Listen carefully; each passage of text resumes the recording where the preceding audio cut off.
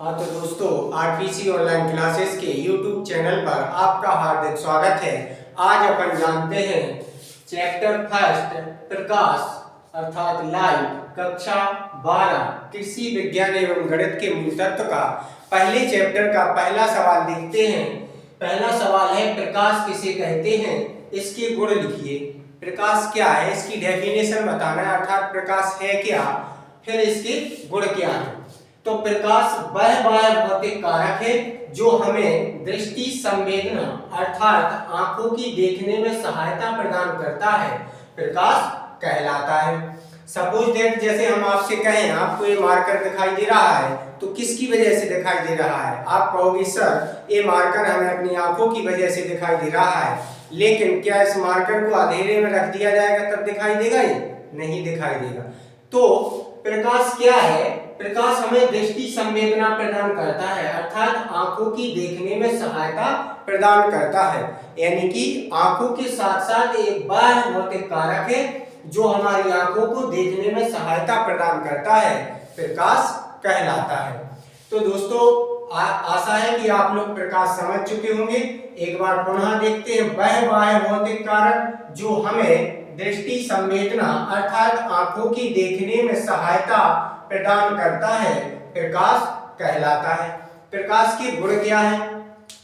प्रकाश का पहला गुण है कि प्रकाश सीधी रेखा में गमन करता है। प्रकाश सीधी रेखा में गमन करता है और प्रकाश के इस गुण को ऋजु रेखीय संचरण कहते हैं। क्या कहते हैं? ऋजु रेखीय संचरण। इसको ध्यान रखना, ऋजु रेखीय संचरण क्यों कहते हैं कि प्रकाश जब सीधी रेखा में गमन करता है तो प्रकाश के इस गुण को ऋजु रेखीय संचरण कहते हैं। अब ये आपकी परीक्षा में 1 नंबर के जो वस्तुनिष्ठ प्रश्न आते हैं उनकी दृष्टि से अति उपयोगी हैं, इसलिए इन्हें रेड उसमें कन्वर्ट किया गया है। तो इनका ध्यान रखना कि इसे ऋजु रेखीय संचरण कहते हैं। दूसरे नंबर पर है प्रकाश का वेग वायु या निर्वात में 3 गुणा 10⁸ मीटर प्रति सेकंड होता है। तो जो प्रकाश की चाल है अर्थात वेग है वो 3 गुणा 10⁸ मीटर प्रति सेकंड होता है। तीसरा पॉइंट है यानी तीसरा गुण है प्रकाश का कि किसी दीप्त पिंड से निकलने वाली किरणों के समूह को किरण पुंज कहते हैं। क्या कहते हैं? किरण पुंज। हमने आपको पहले भी बता दिया है कि 1 नंबर की दृष्टि से अति महत्वपूर्ण है, इसीलिए देखना है कि किसी दीप्त पिंड से निकलने वाली किरणों के समूह को किरण पुंज कहते हैं। चौथा गुण है प्रकाश का कि प्रकाश किसी चमकदार पृष्ठ से टकराकर उसी माध्यम में वापस चला जाता है, उसी माध्यम में वापस चला जाता है। इस घटना को प्रकाश का क्या कहते हैं? परावर्तन। अब प्रकाश का परावर्तन और अपवर्तन इन्हें अपन विस्तृत उसमें पढ़ेंगे। फिलहाल तो अपन को प्रकाश के गुण में इतना ही पढ़ना है कि प्रकाश किसी चमकदार पृष्ठ से टकराकर उसी माध्यम में वापस चला जाता है, इस घटना को प्रकाश का परावर्तन कहते हैं। 5वें नंबर पर जो प्रकाश का गुण है, प्रकाश जब श्वेत प्रिज्म से होकर गुजरता है तो वह 7 रंगों में विभक्त होता है। कितने रंगों में? 7 अवयवी रंगों में विभक्त हो जाता है और इस घटना को वर्ण विक्षेपण के नाम से जानते हैं। काय के नाम से जानते हैं? वर्ण विक्षेपण के नाम से। सबसे लास्ट है यानी कि छठा गुण, प्रकाश की तरंगदैर्घ्य 3900 एंगस्ट्रॉम। इसको क्या पढ़ते? एंगस्ट्रॉम। 3900 एंगस्ट्रॉम से 7800 एंगस्ट्रॉम के बीच होती है। अब तरंगदैर्घ्य का मतलब है अलग अलग रंगों पर अलग अलग प्रकार की तरंगदैर्घ्य होती है। जैसे लाल रंग की तरंगदैर्घ्य सबसे अधिक होती है क्योंकि उसका प्रकीर्णन कम होता है, जबकि बैंगनी रंग की तरंगदैर्घ्य सबसे कम होती है। तो रंगों के हिसाब से प्रकाश की तरंगदैर्घ्य होती है, इसीलिए 3900 एंगस्ट्रॉम से 7800 एंगस्ट्रॉम के बीच होती है।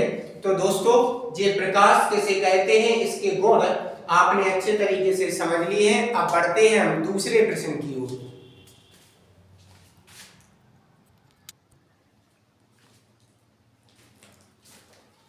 हाँ तो दोस्तों, प्रश्न नंबर दूसरा है, छाया किसे कहते हैं? छाया किसे कहते हैं? छाया देखो, यदि किसी प्रकाश स्रोत के सामने कोई अपारदर्शी वस्तु, अर्थात ऐसी वस्तु जिसके पीछे कुछ दिखाई ना दे, अपारदर्शी वस्तु रख दी जाए तो वस्तु के दूसरी ओर अंधेरा छा जाता है, इसे छाया कहते हैं। जैसे सपोज दैट प्रकाश स्रोत है कोई, जो क्या है, प्रकाश स्रोत, यानी कि इस प्रकाश स्रोत के सामने कोई अपारदर्शी वस्तु रख दी जाए। अपारदर्शी यानी कि जिसके पार दिखाई ना दे। अपारदर्शी किसे कहते हैं? जिसके पार दिखाई ना दे। तो कोई अपारदर्शी वस्तु रख दी जाए तो इस ओर जो छाया बनती है, इस ओर जो अंधेरा होता है, उसे क्या कहते हैं? छाया कहते हैं। समझना बात को, अपन से कहा गया यदि प्रकाश स्रोत के सामने कोई अपारदर्शी वस्तु रख दी जाए। देखो, प्रकाश स्रोत से प्रकाश ही जा रहा है, इसके सामने यदि कोई अपारदर्शी वस्तु रख दी जाए, अपारदर्शी वस्तु रखेंगे तो दूसरी साइड में अंधेरा छाएगा, और जहां अंधेरा होता है उसे क्या कहते हैं? छाया कहते हैं। तो इसकी डेफिनेशन कि जब प्रकाश स्रोत के सामने कोई अपारदर्शी वस्तु रख दी जाए तो इसके दूसरी ओर अंधेरा छा जाता है, जिसे छाया कहते हैं।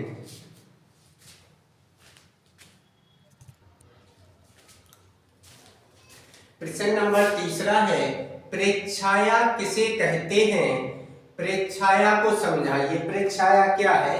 तो प्रेक्षाया के लिए अपन देखते हैं कि छाया के जिस भाग में प्रकाश से प्रकाश बिल्कुल नहीं पहुंचता है, प्रेक्षाया कहलाता है। जैसे मान के चलो जी, प्रकाश स्रोत है, क्या है? प्रकाश स्रोत कह दें तो कोई लाइट है, सूरज है, कुछ भी कह सकते। तो प्रकाश स्रोत से ये प्रकाश पहुंच रहा है। अब इसके सामने कोई अपारदर्शी वस्तु रख दी गई। अपारदर्शी का मतलब जिसके पार दिखाई ना दिया जाए, तो अपारदर्शी वस्तु रख देते हैं। और अपारदर्शी वस्तु जैसे ही रखते हैं तो इसकी ओर दूसरी ओर अंधेरा छा जाता है। क्या छा जाता है? अंधेरा। तो दूसरी ओर जब अंधेरा छाता है तो अपन से बोला गया है कि प्रेक्षाया क्या है? छाया के जिस भाग में अंधेरा छा जाए तो यहाँ क्या बनती है? छाया। तो छाया के जिस भाग में प्रकाश से प्रकाश बिल्कुल नहीं पहुंचता, प्रेक्षाया कहलाता है।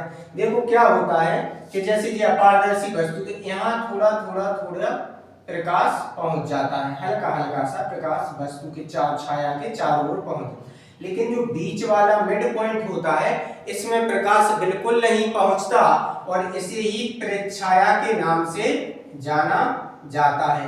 बात को समझो, अपन से कहा गया है कि प्रकाश स्रोत के सामने अपारदर्शी वस्तु रख दी, और अपारदर्शी वस्तु के दूसरी साइड अंधेरा छा जाता है, और उसी छा जाता है उसे छाया कहते हैं। और छाया के जिस भाग में बिल्कुल प्रकाश नहीं पहुंचता उसे प्रेक्षाया कहते हैं। समझ गए?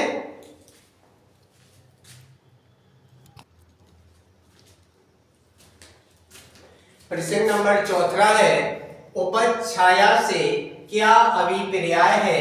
समझाइए। उपज छाया क्या है? प्रेक्षाया के चारों ओर का वह भाग जिसमें प्रकाश स्रोत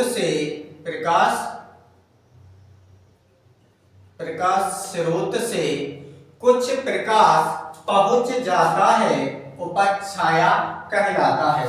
देखो, एक डेफिनेशन, यानी इस फिगर से अगर अपन समझें तो तीनों परिभाषाएं इसमें आपको समझ में आ जाएंगी। ध्यान से देखना।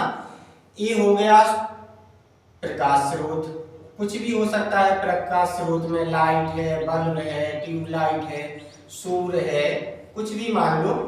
ये हो गया क्या? प्रकाश स्रोत। यहाँ से जब प्रकाश जा रहा है और इसके सामने क्या कर दिया? कोई अपारदर्शी वस्तु रख दी।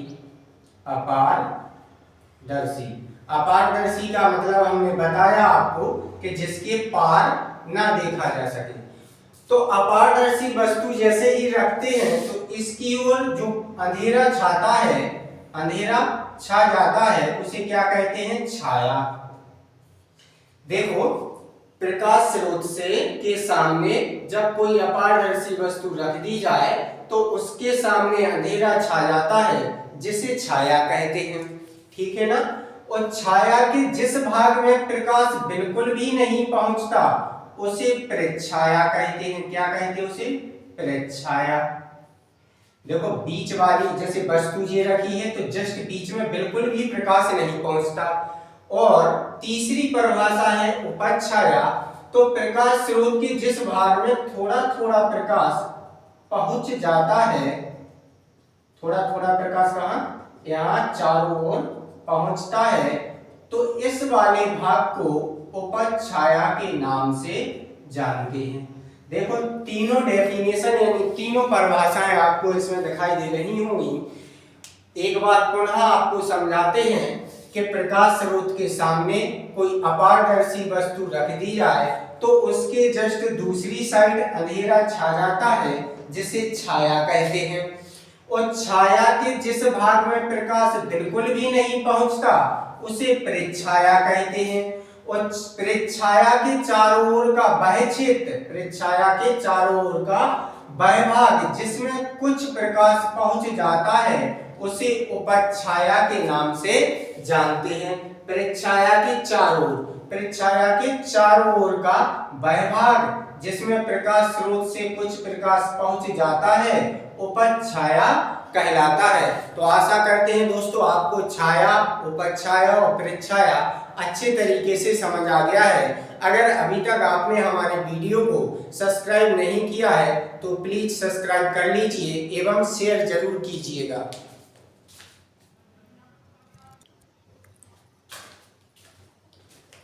प्रश्न नंबर 5वां है, प्रकाश के अपवर्तन। प्रकाश के अपवर्तन से आप क्या समझते हैं?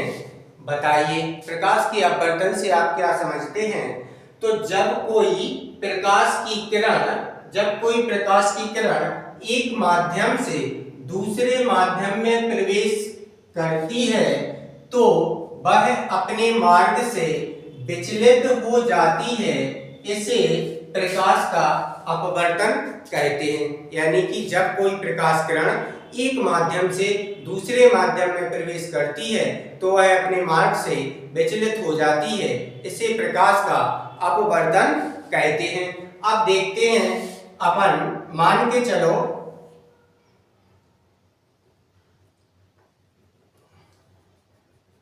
ये हो गया अभिलंब। क्या हो गया? अभिलंब। अब यदि कोई प्रकाश किरण मान लो ये आ रही है प्रकाश की किरण। जब कोई प्रकाश किरण विरल माध्यम से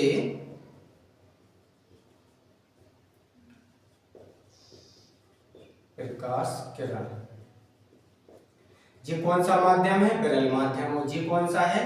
सघन। सघन और ये हो गया विरल। अब जो विरल माध्यम है, विरल माध्यम की बात करें यानी कि वायु, जैसे विरल वायु का में आती विरल माध्यम में और जल सघन माध्यम में। तो जब कोई प्रकाश किरण विरल माध्यम से सघन माध्यम में प्रवेश करती है, सघन माध्यम में प्रवेश करती है तो वह अभिलंब की ओर झुक जाती। देखो, प्रकाश की किरण ऐसी आई, कैसी जाना चाहिए? सीधी। जिस दिशा में आई उसी दिशा में जाना चाहिए कि नहीं जाना चाहिए? लेकिन क्या होता है कि जब कोई प्रकाश किरण विरल माध्यम से सघन माध्यम में प्रवेश करती है तो अभिलंब की ओर झुक जाती है। ये अभिलंब है, अभिलंब की ओर झुक गई कि नहीं झुक गई? इसकी दूसरी डेफिनेशन है, इसकी दूसरी डेफिनेशन अपन ऐसे मानो, ये क्या है? अभिलंब। अभिलंब। अब जब कोई प्रकाश किरण, अभी यहां पर विरल माध्यम माना था, अब इसको अपन क्या मानेंगे? सघन माध्यम। और ये क्या हो गई? प्रकाश की किरण। तो जब कोई प्रकाश किरण सघन माध्यम से विरल, ये कौन सा माध्यम है? विरल माध्यम, और विरल माध्यम में प्रवेश करती है तो देखो इस किरण को जो यहां से आई है ऐसा सीधा जाना चाहिए, लेकिन यह दूसरी कंडीशन में यह अभिलंब से दूर हट जाती है। कहां हट जाती है? दूर हट जाती है तो इसे ही प्रकाश का अपवर्तन कहते हैं। देखो इसकी डेफिनेशन कितनी निकाली गई है। डेफिनेशन पर ध्यान देते हैं। पहली है कि जब कोई प्रकाश किरण विरल माध्यम से सघन माध्यम में प्रवेश करती है तो अविलंब की ओर झुक जाती है, इसे प्रकाश का अपवर्तन कहते हैं। दूसरी डेफिनेशन देखो, प्रकाश की किरण जब सघन माध्यम से विरल माध्यम में प्रवेश करती है तो अविलंब से दूर हट जाती है। एक उसमें दूर हट रही और एक में अविलंब के पास यानी अविलंब की ओर झुक रही है। इसीलिए जो बीच वाली परिभाषा निकाली गई है कि जब कोई प्रकाश किरण ना सघन से मतलब ना विरल से एक माध्यम में से दूसरे माध्यम में प्रवेश करती है तो वह अपने मार्ग से विचलित, देखो ये अविलंब की ओर आ गई, ये अविलंब से दूर जा रही, तो मार्ग से विचलित हो जाती है, इसे प्रकाश का अपवर्तन कहते हैं। हाँ तो दोस्तों आज ये पार्ट फर्स्ट समाप्त होता है। अब अपन से बाकी के प्रश्न सेकंड पार्ट में पढ़ेंगे। जब तक के लिए सेकंड पार्ट के लिए आप हमारे वीडियो को सब्सक्राइब करें एवं शेयर जरूर करें। धन्यवाद।